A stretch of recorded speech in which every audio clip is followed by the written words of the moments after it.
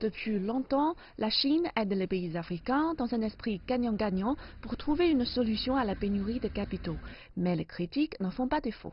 À l'occasion du forum Chine-Afrique des think tanks qui s'est déroulé à Beijing la semaine dernière, les chercheurs clarifient les faits. La première question est de savoir si la Chine est le plus grand prêteur des pays africains. Selon les statistiques publiées par la Banque mondiale, la dette africaine est composée de trois parties.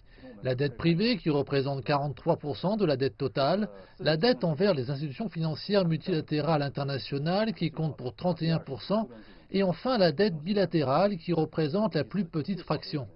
La part de la dette africaine envers la Chine, principalement bilatérale, représente moins de 20% de la dette totale. Donc ceux qui disent que la Chine est le plus grand prêteur pour les pays africains ont confondu dette bilatérale et dette totale. Certains accusent la Chine de piller les ressources stratégiques des pays africains à travers la dette. C'est vraiment le cas?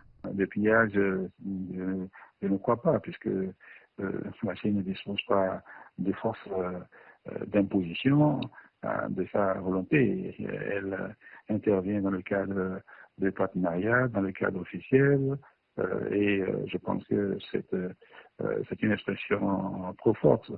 Récemment, on entend de plus en plus parler du piège de l'endettement relatif au manque de transparence qu'aurait la dette des pays africains envers la Chine. Mais il n'y a aucune preuve. Derrière ces accusations, il y a plusieurs causes profondes, dont des considérations stratégiques, économiques et politiques de la part de pays occidentaux, et aussi la méconnaissance du grand public sur ce sujet. Par exemple, dans le cas de la construction du chemin de fer qui relie Mombasa à Nairobi, ceux qui affirment que la Chine vise à s'emparer du port de Mombasa ont un jugement infondé. Dans le contexte de la pandémie, le problème du financement se pose avec une nouvelle acuité en Afrique.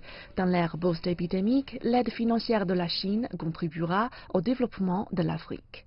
Je pense que l'aide de la Chine contribue déjà au développement de l'Afrique.